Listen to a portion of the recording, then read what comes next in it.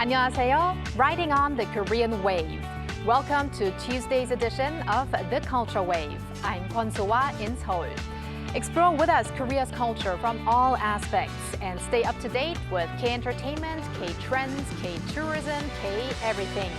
And before you know, you'll be booking your flight to Korea.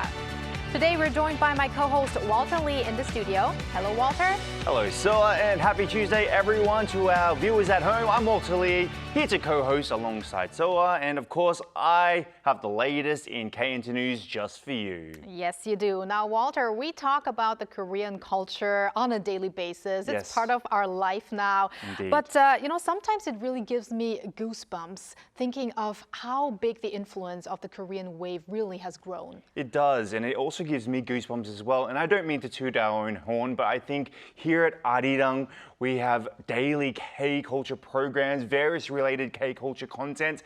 Here at Arirang, I think it's the best place to watch all that kind of material. And I know why you're stressing that so much today, Walter, because tomorrow on Wednesday, we're actually going to have another very special program here on Arirang. And that's actually also going to be our very first K-Enter story today. So what is the big announcement? Very, very big announcement indeed. So South Korean President Lee Jae-myung is set to appear on Arirang TV's special program, K-pop The Next Chapter, on Wednesday, tomorrow, 5 p.m. Korea time. That's 5 p.m. Korea time tomorrow. So the meaning of this visit is to bring together key industry figures to discuss K-pop's global influence, its potential for further expansion as a leading cultural export, and the opportunities that lie ahead. It will also present visions and ideas for how K-pop can take its next step forward. Now, he won't be the only one there. The show will also feature Maggie Kang. Now, you may have heard of her recently. She's just, a little director of the Netflix animated film KPop Demon Hunters. Twice members Ji-hyo and Chong-yeon. They will be there. Record producer and songwriter RT and renowned music critic Kim Yong-dae, known for his insights into the industry, trends and developments, and hosting the show will be the very entertaining broadcaster Chang Song-gyu. Well, I would have to say a big director when it comes to Maggie Kang, of course. It's because Walter's favorite are Twice, of course. Now, President Lee Jae-myung and all these renowned people, those are not people that we see on a daily basis. Not a daily basis. Although we do talk about the Korean culture on a daily basis. But what we are going to talk about now, Walter, is Big Hit Music, the powerhouse behind BTS, and also Tomorrow by Together has officially launched a new group. Yes, those are some of the biggest groups in the world at the moment. But at a debut showcase in Seoul on Monday, Big Hit Music unveiled its latest act called KPop. Now, their 5-member group marks the label's first boy group in 6 years since Tomorrow by Together. Now, what's interesting is BTS, they debuted back in 2013. TXT, or Tomorrow by Together, they followed up in 2019. And now, it's 2025. KPop are making their debut. Now, if you add them all up, that's sparking talks of a 6-year pattern in Big Hit's lineup. But does that mean we have to wait till 2031 for their next one? I hope not. Anyway, the group's name, KPop, comes from the phrase color outside the lines, a statement about breaking free from society's rules, thinking without limits. Unlike many rookie groups, KPop is aiming to stand out as a young creator crew. That means the members take part in writing the songs, composing the songs, choreographing performances, and even producing video content, all through a collaborative hands-on process. Now, at their showcase, they premiered their debut track, What You Want. Love it. Giving fans a first taste of their music before their official album release. KPop's first album, Color Outside the Lines, drops on September 8th. Well, something tells me we're going to talk a lot about this group in the future, and I think Walter has been already humming their song. I have been, indeed. Well, now last but not least, I hear wedding bells in the distance. And I also heard a song in the distance that you sang before the show. Yes, well, I do too. So singer and TV personality Kim Jong-guk is getting married. But sadly for us Running Man fans, maybe not to Song Ji-hyo, the new Monday couple like some of us had hoped, but just joking about that. On Monday, Kim announced the news on his official fan cafe, where he also talked about this year being the 30th anniversary of his debut as a singer. He said instead of making an album, he had found another half, but he did not disclose any details about his fiancée, so we're just going to have to wait and see. Kim Jong-guk debuted back in 1995 as a member of the duo Turbo. Love some of their songs, rising to fame and then later launching a solo career in 2001, where he was also very popular. He then went on to star in a numerous variety shows, but I think we best know him for his role on Running Man. And also his song 머리부터 발끝까지 다 사랑스러워. That was the song Walter was humming before the show, guys. And congratulations to Kim Jong-guk, and stick around, Walter. Will do. All right, now let's see what our AI anchor Ari has for us on the culture front. Ari? Hello and welcome to your AI guide to the latest cultural updates from Korea. Here's our top story. President Lee Jae-myung has labeled K-culture a new driving force for national strength and called for greater efforts to position Korea as a cultural powerhouse. He made the remarks during Monday's cabinet meeting, where he noted that the success of KPop Demon Hunters has led to an increase in visitors to the National Museum of Korea, and how merchandise related to the movie is frequently sold out. President Lee urged ministries to devise comprehensive measures to support K-culture's global expansion, including infrastructure development. President Lee is scheduled to appear on Arirang TV's special program at 5 p.m. Wednesday to discuss K-pop's global standing and future growth with industry leaders. A festival highlighting the value of UNESCO World Heritage will take place in Suncheon, Jeollanam-do province this fall. As part of the 2025 World Heritage Festival, the event will take place from September 12th to October 3rd, centering around Cheonamsa Temple and the Suncheon Bay tidal flats. Set against the backdrop of a mountain temple and sprawling wetlands, the festival will fuse traditional culture with advanced technology, offering a unique connection between people and nature. Visitors can experience heritage sites through immersive AR and VR content, with temple stays, camping, and interactive programs also available. It will kick off with a grand opening ceremony that will bring the tidal flats to life through traditional dance, music, and a drone show. Global K-animation The King of Kings has become the second highest grossing Korean animated film of all time. According to the Korean Film Council's latest data, the film has drawn a cumulative audience of more than 1.24 million, surpassing the mega hit Catch Teeny Pay and now only behind Leafy, A Hen into the Wild. Premiering first in North America, The King of Kings grossed $60 million, becoming the top-grossing Korean film in the North American market, outperforming the Oscar-winning Parasite. That's all from me. Stay tuned to the Culture Wave.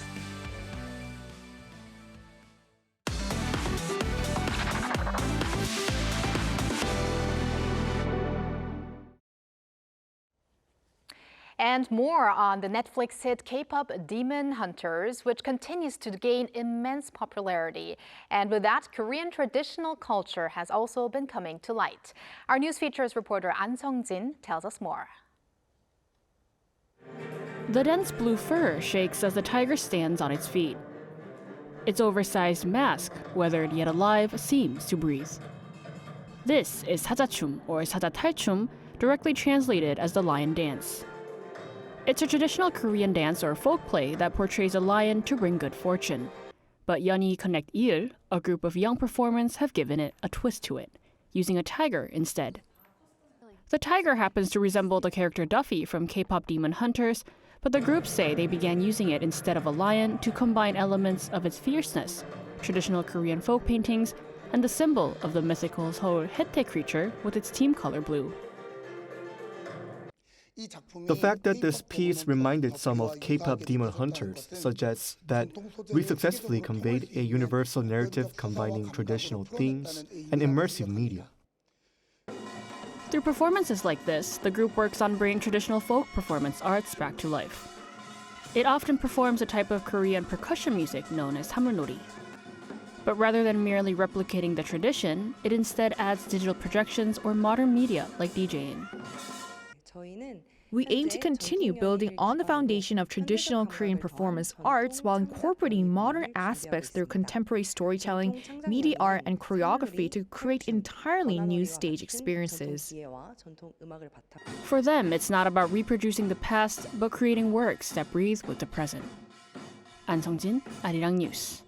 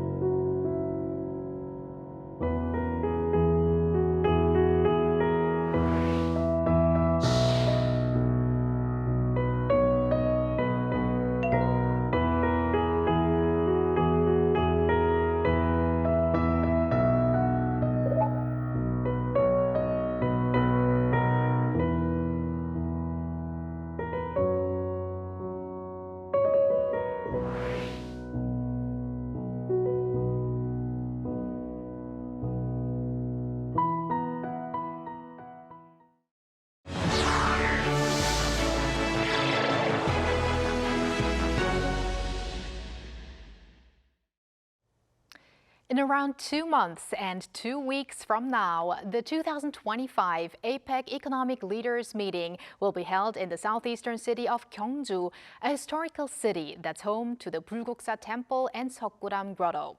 How is the Museum Without Walls getting ready for the upcoming international event? To find out about the current atmosphere in the APEC host city, let's connect to Mr. Jo Hyun-seung, Assistant Manager at Silla Cultural Center in Gyeongju. Hello, Hyun-seung. Hello, Hyung-seung. Hello, 안녕하세요. 안녕하세요.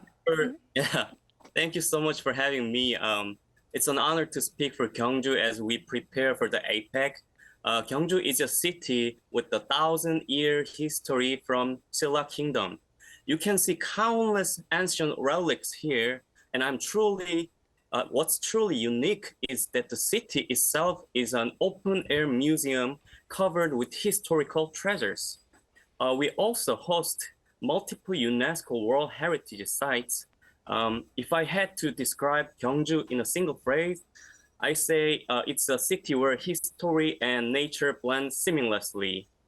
Right now, Gyeongju is buzzing with energy and looking forward to the future, preparing to welcome leaders and guests from around the world. I'm really proud and feel like I have a big responsibility to share the history of Gyeongju and Silla during this special event. All right. Well, Hyun-sung, we can feel that you are proud of being part of this and also being part of the Silla Culture Center in Gyeongju. Now, the APEC Economic Leaders Meeting, or APEC Korea, is taking place on October 31st and November 1st, along with numerous side events.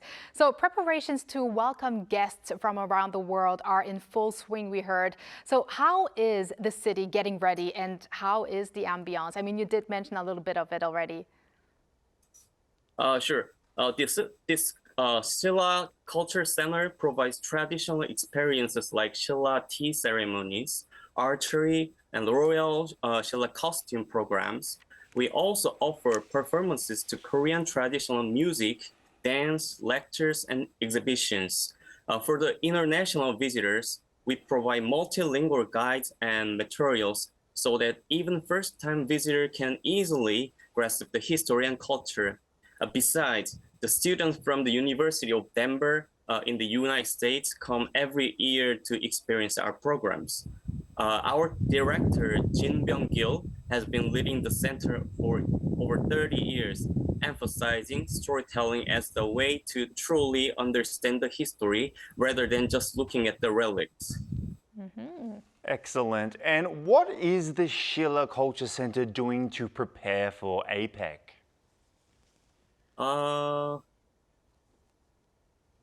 We preparing APEC Week as a cultural festival. During the summit, we offer special programs where visitors can enjoy traditional Korean music and dance, as well as gold crown decoration, Korean calligraphy, archery, tea ceremonies, and even Korean cuisine tasting. Because our programs take place at real historical sites, such as 첨성대, 월정교, Donggung Palace and Wojipond, and Oksanseon, participants get a vivid, immersive experience. All programs include foreign language guidance. We also offering a special nighttime trekking tour for APEC guests. You can walk through the illuminated heritage site where holding moonlight. The Silla Cultural Center takes its role in sharing Gyeongju's heritage very seriously. Wow, sounds very exciting, Hyun-sung. And Gyeongju, I mean, has already established itself as a very popular city for foreign tourists. But on the occasion of APEC, which places would you recommend that people visit the experience to experience the charm of Gyeongju to the fullest while they are there? Okay, so first, I would recommend the Bulguksa Temple and Seokram Grotto, which represent the Buddhist culture of Silla era. Both are UNESCO World Heritage Sites, and they showcase the artistic, religious, and scientific and cultural achievement of the time. Beyond these, Gyeongju also has Oksanseon and Yangdong Village. They're both UNESCO listed too. Oksanseon, located in nature, it's known as a Confucian academy where visitors can enjoy fresh air and mountain streams. And Yangdong Village is another Korean traditional architectural village where people still live, preserving their ancestors' values. And in the evening, you should not miss 월정교, 첨성대, and Donggung Palace with Wojipond, because the palace lights reflected on the water, they are spectacular. And for the younger generations, Hwangridankil is a must-go listed. This street across the Daereungwon wall is nearby the major sites like 첨성대 and 월정교. They're all together. So it is lined with cafes, restaurants, and craft shops, and guest houses built from renovated traditional houses. Blending Gyeongju's peaceful mood with the modern charm. Something for everyone. Excellent, yes indeed. So Gyeongju has been recognized as a historical city for quite a long time now. If there are any, let's say, new aspects to the city, would you love to introduce through APEC? What would you introduce through APEC? Many people think Gyeongju only as a city with a deep historical background. But in fact, Gyeongju is also a home to many large companies and factories, and the city continues to grow economically. A lot of young people are moving here and starting businesses related to the cultural heritage. And that's why I believe Gyeongju is a combination of its rich cultural legacy and the new development of modern society. Excellent. And also, on the back of this very big international event, are there any new things you would like to try out the Shilla Culture Center, or do you have any long-term goals you hope to achieve from APEC? Absolutely. After APEC, we plan to expand our programs into more languages and offer ongoing multilingual cultural tours. We hope more international visitors will come, helping us share Korean history and culture globally.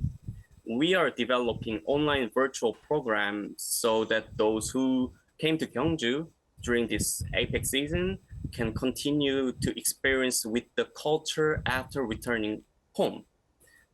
In the long term, we hope APEC will not only improve infrastructure, but also raise Gyeongju's international profile and cultural exchange and partnerships with other member countries.